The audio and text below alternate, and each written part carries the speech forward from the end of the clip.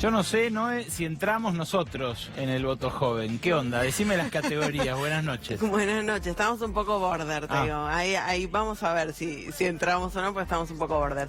Vamos a analizar porque la verdad es un voto que pesa mucho en el padrón, pesa mucho sobre todo este año, y vamos a ver un poco cuáles son los números. Empecemos justamente por ver, edad por edad, cuánto pesa cada franja en el padrón. De 16 a 18 pesa 7,4%. En este caso hay que decir que... Optativo.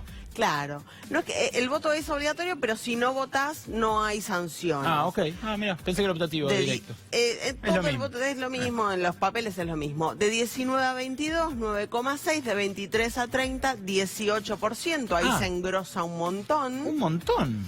35% pesan los sub 30 en el padrón electoral, y si le agregás los sub 40, esto así son más de 10 millones de votos.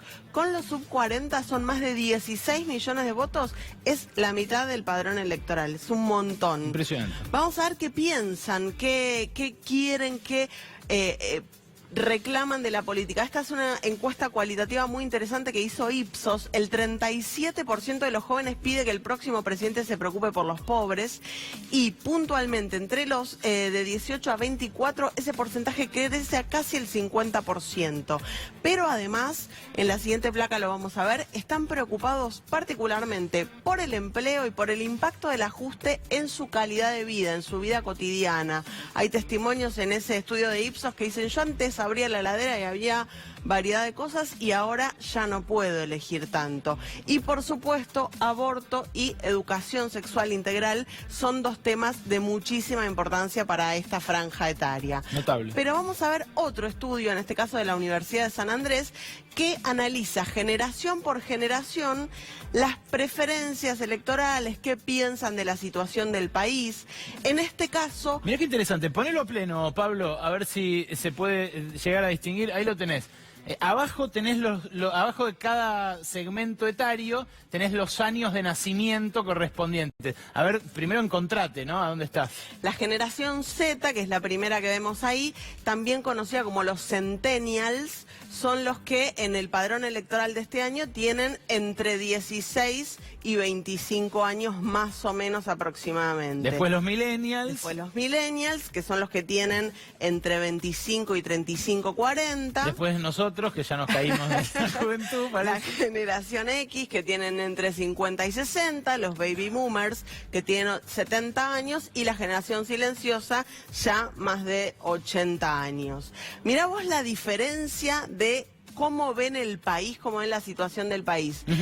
La generación Z, los menores de 25... Este 64% que vemos en celeste es que está muy insatisfecho con la situación general del país en este momento. Y más de la mitad de los millennials. Exactamente. Muy interesante. Le podés sumar el algo insatisfecho que aparece ahí en amarillo, en color amarillo. Sí, no, así como muy satisfecho, los únicos que están muy satisfechos con esto, al parecer, más de la mitad son... los más grandes. Los más grandes, que son, por supuesto, los que pesan muchísimo menos en el padrón electoral, porque de más de 80, más de 70, 80, ya disminuye muchísimo la influencia. Ya es un poco fuerte llamarlo generación silenciosa, ¿no? Pero bueno, son los nacidos entre 1929 y 1940, gente muy mayor que está abrumadoramente satisfecha con su realidad actual, al menos según este informe. A mí, la verdad, me cuesta entenderlo por la realidad de la pérdida de poder adquisitivo de las jubilaciones, pero bueno, por ahí no es tan económico el asunto, ¿no?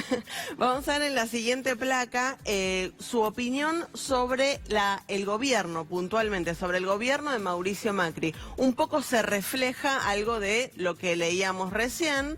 Hay una parte de los jóvenes que están muy satisfechos con el gobierno, pero la verdad que es muy marginal. Un 3% de los sub-25, un 3% de los sub-35-40 y la amplia mayoría algo o muy insatisfecho. Y otra vez, casi en espejo, las generaciones más añosas aparecen satisfechas con el gobierno y menos insatisfechas con la marcha del gobierno. Interesantísimo, ¿no? Es interesantísimo. Hay campañas ya dirigidas, spots, actos de campaña, situaciones dirigidas a captar este voto ya? Hay, sobre todo Cambiemos está trabajando mucho en los virales de WhatsApp.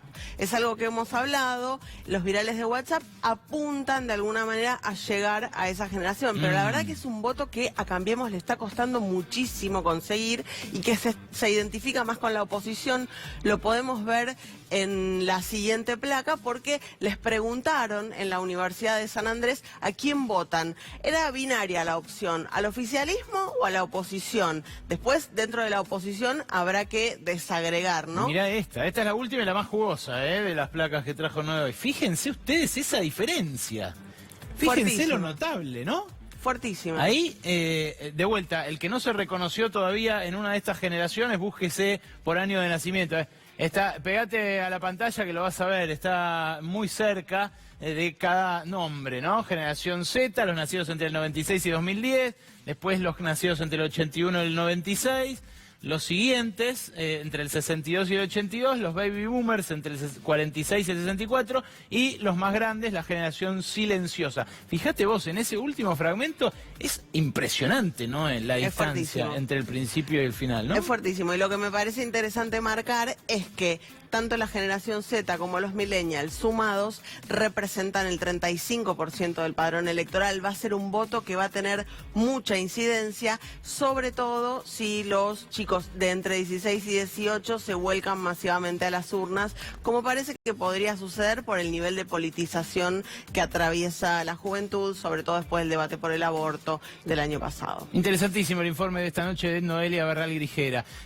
Yo tengo otro sobre números también, gracias Noé, buenas noches. Placer. Tengo otro sobre números, en este caso sobre una persona ya a esta altura muy cara al sentir del gobierno y muy conocida por todos los argentinos, Christine Lagarde.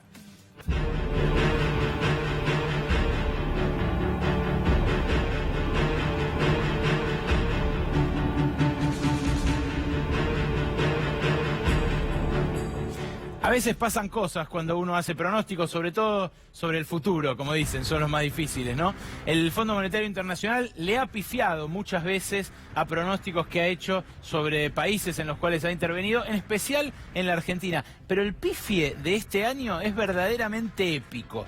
No voy a entrar en la disquisición de si es un pifie técnico, un error de prospección o un error de los marcos teóricos que usan para hacer esos pronósticos, o si es un error voluntario en realidad y una forma de favorecer a los gobiernos que les gustan en detrimento de los gobiernos que no les gustan. Sea como sea, es un desastre. El Fondo Monetario, lo que te voy a presentar son los 3 reportes del staff que se hicieron en las revisiones del acuerdo que tiene la Argentina desde hace un año con el Fondo Monetario. El primero es de hace un año exactamente. El segundo es de hace 3 meses. Y el otro es ahora. Es como para los centennials, como esas memes de expectativa-realidad. Bueno, ahora van a ver expectativa del Fondo Monetario y realidad. Primero, respecto de la actividad económica. Veámoslo en la placa que tenemos preparada precisamente para esto. Actividad económica.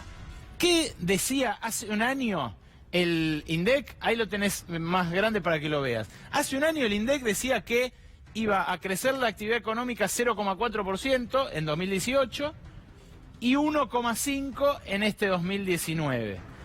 ¿Qué dijo hace 3 meses? Bueno, hace 3 meses ya había terminado el 2018, con lo cual tuvo que admitir que la economía en realidad cayó 2,5%. Ahora dice que la economía cayó 2,5% porque es un dato de la realidad.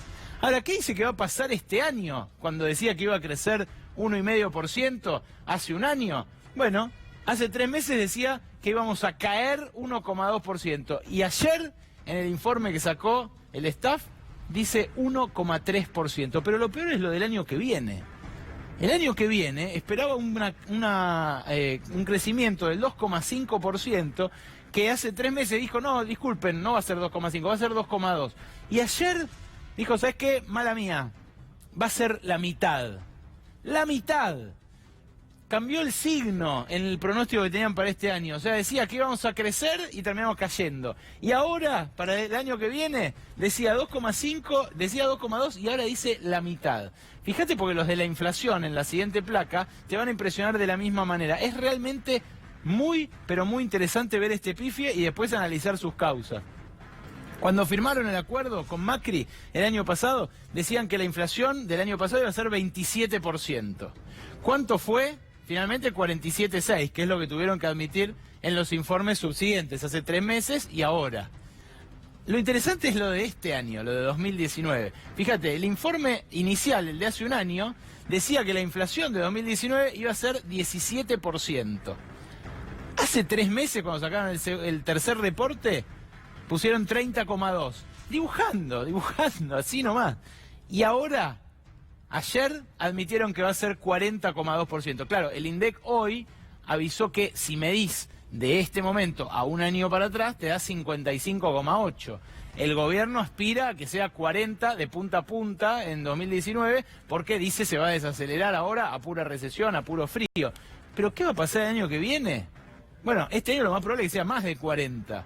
Ahora con el dato que tuvimos hoy de junio. Pero el año que viene, el INDEC, el Fondo Monetario decía que iba a haber 13% de inflación. Hace 3 meses decía 21,2%. Y ayer, en el informe, 32,1% para el año que viene. Agarrate, porque si le pifiaron hasta ahora en este sentido y de esa magnitud, no tenemos la menor idea de qué puede pasar el año que viene, sobre todo si el dólar sigue picante como estos últimos 2 días.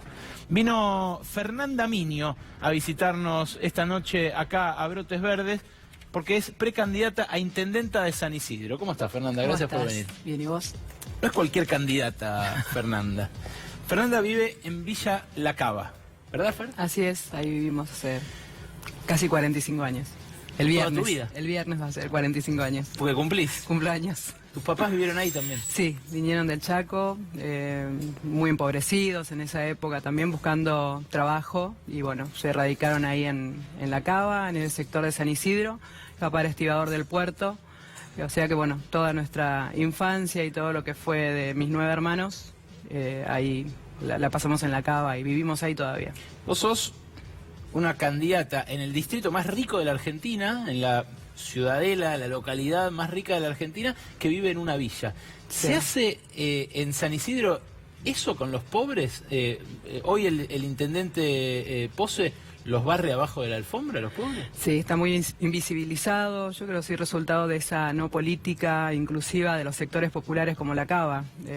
Yo nací en ese lugar y poco se ha transformado, poco ha tenido que ver en tema de integración urbana de los barrios con esto que está pasando con La Cava específicamente y los otros 16 barrios populares que tiene San Isidro, invisibilizados, y todo lo que se ha hecho es poner parches, paredones para separar quizás ellos, según ellos lo bueno de lo malo, y dejarse en lo posible. Hasta se pensó en un portón para donde salgamos para distintos lugares, pero en realidad es lo que se ha hecho con La Cava y con otros barrios también.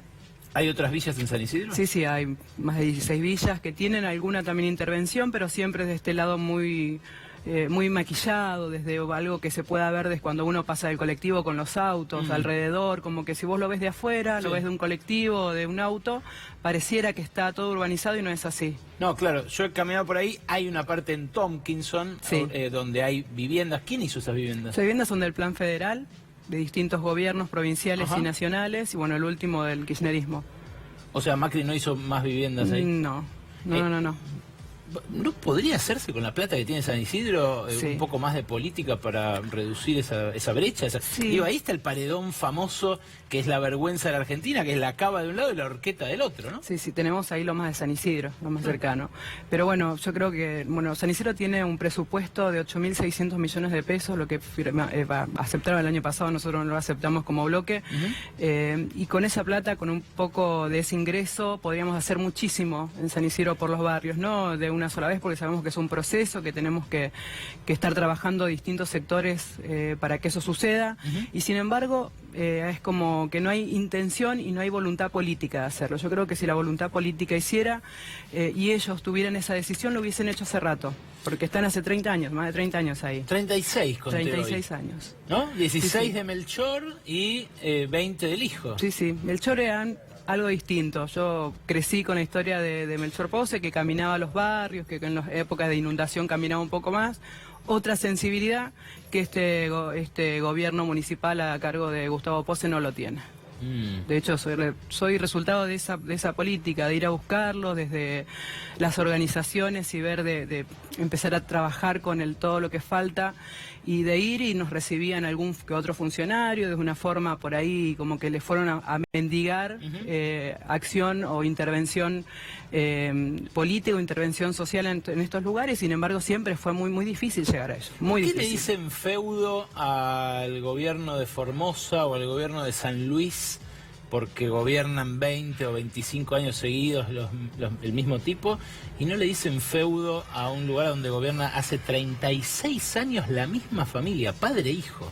Yo creo que hay también una cuestión social, ¿no? En San Isidro hay un gran porcentaje que es de mucho poder adquisitivo, y sin embargo, bueno, es como que tienen solucionada la vida. ¿Sí? Pagan por su salud, por su educación, por su seguridad, y sinceramente con ese presupuesto que hablábamos recién se podría hacer muchísimo, y que todo lo público sea de excelencia. Creo que se quedan con eso. Nosotros tenemos la seguridad hoy de esto que fuimos formando, de esta lista de unidad diversa que va desde la Cámpora al Partido Justicialista, del Renovador al Frente Patria Grande, los sectores populares más arraigados en estos sectores trabajando desde lo social, que podemos hacer muchísimo más. Nosotros hoy, yo sinceramente tengo esta apertura no solamente de mi barrio, sino otros barrios y todo San Isidro, porque soy legisladora de todo San Isidro, de ver un montón de falencias, y que los sanisidrenses, si supieran la capacidad que tiene San Isidro, la gestión de San Isidro, con ese presupuesto de transformar, pero seríamos un municipio de excelencia, y nos conformamos con un 6,75%, un aceptable hasta ahí.